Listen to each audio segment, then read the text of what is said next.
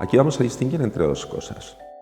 Hay unos objetos que han sido adquiridos pues porque en ese momento me apasionaban y me apetecía convivir con ellos, y hay otros que han sido buscados para un proyecto en concreto que era un museo en Benasque.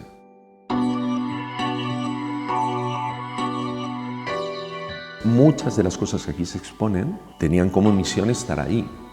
Si ese proyecto no hubiese existido, a pesar de que me gusten y que despierten mi interés, probablemente nunca las habría adquirido. El ideal de todo artista, del arte en general, es alcanzar la libertad y estar lo menos condicionado a la hora de ejecutar una obra artística. El artista formado pocas veces lo consigue. Entonces, ¿qué pasa con el artista ingenuo? Pues que el artista ingenuo normalmente trabaja para él, para su disfrute y para el disfrute de su entorno.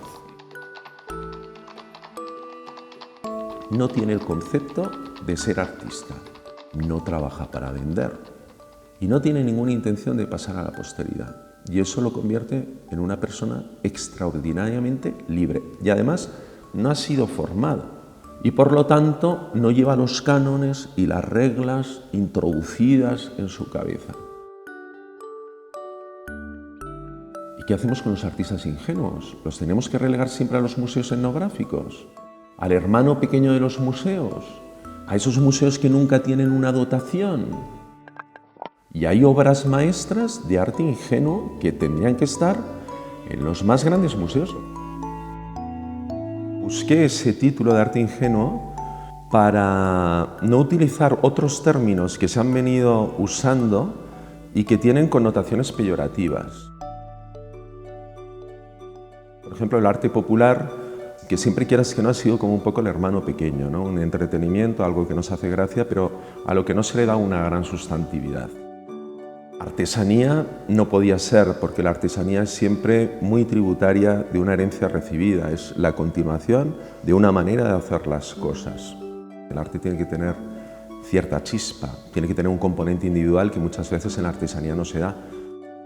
El término arte naif para mí también era un término que denigraba un poco el tipo de objetos que se querían exponer.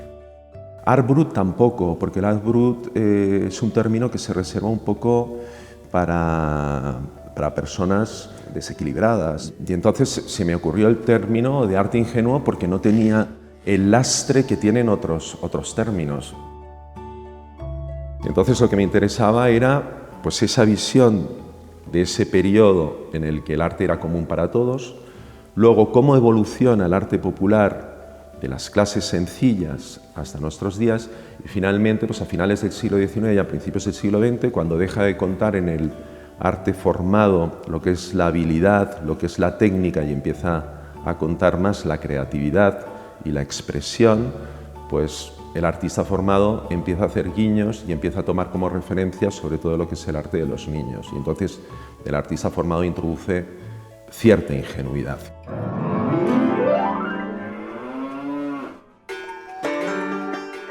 José Corredor Mateos propuso un título para esta exposición que era Una mirada ingenua, y para mí era un título extraordinariamente acertado, porque sí que es una mirada ingenua de la historia del arte. Es lo que está presente en todo lo que aquí se expone, y tienes ingenuidad en la época medieval y hasta nuestros días. Y es un poco la conclusión a la que he llegado después de 40 años de coleccionismo, que lo que realmente me satisface es este tipo de arte, porque es el arte más libre que hay.